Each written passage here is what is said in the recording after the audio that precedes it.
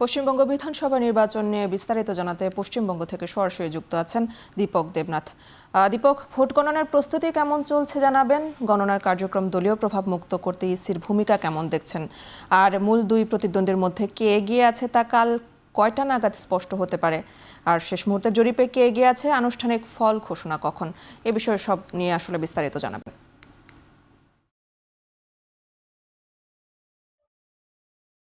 দেখুন, প্রস্তুতি চূড়ান্ত এবং রাজ্যের শাসক দল তৃণমূল কংগ্রেস এবং প্রধান বিরোধী দল বিজেপি তাদের মধ্যে যে স্নায়ুযুদ্ধ, সেই স্নায়ুযুদ্ধের কিন্তু অবসান ঘটতে চলেছে আগামীকাল সকালবেলায়।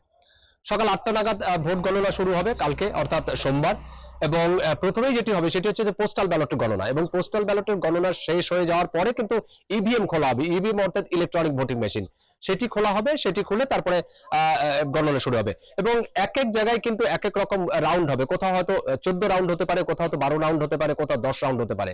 সেটা সেখানকার যত ভোট পড়েছে বা সেই অনুযায়ী সেই রাউন্ডের ইয়ে হবে।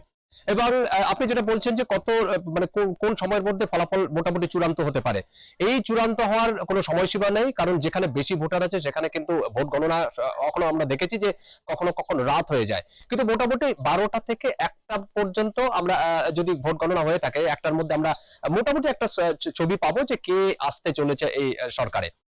কিন্তু যদিও যেটা বলছিলাম যে কিছু কিছু সেন্টার আছে বা কিছু কিছু ভোট গ্রহণ কেন্দ্র আছে, সেখানে কিন্তু সেই সময়টা কিন্তু সন্ধে গড়িয়ে রাত পর্যন্ত হয়ে যেতে পারে। এবং আগামীকাল যে ভোট গণনা, সেই ভোট গণনার কিন্তু ইতিমধ্যে চূড়ান্ত প্রস্তুতি নেওয়া হয়েছে নির্বাচন কমিশনের তরফ থেকে। কিন্তু একাধিক ব্যবস্থা নেওয়া হয়েছে। যে ভোট গ্রহণ কেন্দ্রগুলি আছে, সেই যে গণনা কেন্দ্রের আশেপাশে কিন্তু 100 মিটার যে দূরত্ব, সেই দূরত্বের মধ্যে কিন্তু কোনো অবাধ যাতায়াত বা সাধারণ মানুষের যে চলাফেরা তাতে কিন্তু নিষেধাজ্ঞা জারি করা হয়েছে। কেবলমাত্র বৈধ যে পরিচয়পত্র, সেই বৈধ পরিচয়পত্র নিয়েই কিন্তু সেই ব্যক্তিরা, অর্থাৎ রিটার্নিং অফিসার হোক বা নির্বাচনের কাজে যারা যুক্ত, তারাই কিন্তু একমাত্র সেই গণনা কেন্দ্রে প্রবেশ করতে পারবেন। এবং কালকে সকালবেলা যখন গণনা শুরু হবে, সেখানে কিন্তু রিটার্নিং অফিসার, সহকারী রিটার্নিং অফিসার, প্রত্যেকটা দলের যারা এজেন্ট আছে, নির্বাচনী এজেন্ট আছে, তারা থাকবেন এবং সেখানকার স্টাফ থাকবেন। তাদের উপস্থিতিতে কিন্তু ইভিএম খোলা হবে এবং গণনার কাজ শুরু হবে। এবং ইতিমধ্যেই তার প্রস্তুতি শুরু হয়ে গেছে। এবং যে রাজনৈতিক দলগুলি আছে তাদের মধ্যে কিন্তু একটা স্নায়ুযুদ্ধ এখনো চলছে যে কে জিতছে কে হারছে। আপনি জানেন যে দ্বিতীয় দফার যখন নির্বাচন হলো, তারপরে কিন্তু একটা বুথ ফেরত সমীক্ষা হয়েছিল, সেখানে কিন্তু বিজেপিকে এগিয়ে রাখা হয়েছিল। যদিও তৃণমূলের তরফ থেকে সেই বুথ ফেরত সমীক্ষাকে মানতে নারাজ। তারা বলছেন যে এই বুথ ফেরত সমীক্ষা এর আগেও আমরা দেখেছি যে অনেক সময় তারা সেটি মেলেনি, মানে আসল ফলাফলের সাথে সেটি মেলেনি। সুতরাং অনেক গরমিল দেখা গেছে। এবং তৃণমূলের যে মূল প্রার্থী, অর্থাৎ ভবানীপুরের যে আসনের যে প্রধান প্রার্থী তৃণমূলের, তিনি মমতা ব্যানার্জি, রাজ্যের মুখ্যমন্ত্রী, তিনি বলেছেন যে তার যে দল তৃণমূল কংগ্রেস, সেখানে কিন্তু 226টির বেশি আসনে নিয়ে জিতবে। সুতরাং সেটা ধরেই তারা এগিয়ে চলেছেন। এবং প্রত্যেকটি তৃণমূলের যারা প্রার্থী রয়েছেন 291টা কেন্দ্রে, আপনি জানেন যে 294টা কেন্দ্র, তার মধ্যে এই 291টা আসনে কিন্তু তৃণমূল প্রার্থী দিয়েছে এবং 3টি আসন তাদের যে বন্ধু দল আছে অনিক থাপার, তাদের জন্য ছেড়ে দিয়েছে। অর্থাৎ এই 291টা যে আসন, সেই আসনের তৃণমূল প্রার্থীরা কিন্তু অত্যন্ত আশাবাদী যে বুথ ফেরত জমিকা হয়েছে বা জরিপ হয়েছে সেটি ভুল বলে প্রমাণিত হবে। মানুষ তাদের পাশে আছে, মানুষের রায় তাদের পাশে আছে। সুতরাং তারাই শেষ আসি আসবে, তারাই জিতবেন। এবং ইতিমধ্যেই তার একটা জয়ের উৎসব যেটা, সেটিও অন্তত প্রস্তুত করে ফেলেছেন। অনেকেই আবির সংগ্রহ করে রেখেছেন সেই সব দলের প্রার্থীরা। এবং জয় যখনই ঘোষণা হবে, যখনই তাদের এগিয়ে থাকার খবর হবে, তখনই কিন্তু তারা আবির খেলা মেতে উঠবেন। মিষ্টি সংগ্রহ করে রাখা হচ্ছে, যখনই জয়ের খবর আসবে তখন তারা মিষ্টি বিলোবেন। এরকম ছোট ছোট যে সমস্ত প্রস্তুতি, সেই প্রস্তুতি কিন্তু সেরে রেখেছেন। এখন আগামীকাল সকালবেলায় ভোট গণনা শুরু হওয়ার পর মোটামুটি 1টা নাগাদ আমরা একটা সুস্পষ্ট একটা চিত্র পাবো যে কে সরকারে আসতে চলেছে। এবং তারপরেই কিন্তু জয় সেলিব্রেশন শুরু হয়ে যাবে। এবং প্রত্যেকটা দলই মোটামুটি তৈরি রয়েছে যে তারাই জিতছে, তাদের মধ্যে আত্মবিশ্বাস আছে যে তারাই জিতছেন, মানুষের রায় তাদের আছে, জনাদেশ তাদের আছে, এবং তারাই শেষ আসি আসবেন।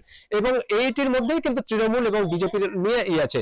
এবং আমি এটিও বলতে চাই যে কংগ্রেস এবং সিপিআইএম বা আম জনতা উন্নয়ন পার্টি, এরা অনেকটা ধারে বারে অনেকটা পিছিয়ে, কিন্তু তাদেরও বেশ কিছু নামী প্রার্থী আছে যারা কিন্তু জেতার দাবিদার, যে জেতার আশা রাখেন। এর মধ্যে আপনার আইএসএফ এর যদি প্রার্থী বলি, যে নওশাদ সিদ্দিকী, তিনিও কিন্তু গতবারে বিজয়ী হয়েছেন এবং এবারেও তার আশা যে তিনি ভাঙড় কেন্দ্র থেকে জিতবেন।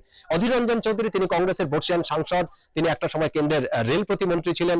তিনি এবার বিজেপির কংগ্রেসের প্রার্থী হয়েছেন বহরমপুর কেন্দ্রে। তিনিও আশাবাদী যে তিনি শেষ আসি আসবেন।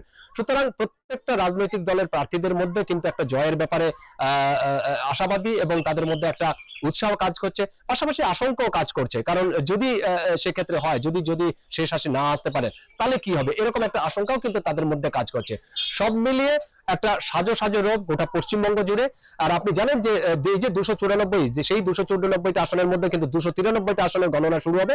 কারণ একটি আসন, সেটি হচ্ছে ফলতা বিধানসভার আসন, সেটি কিন্তু পুনর্নির্বাচন হবে আগামী 21শে মে।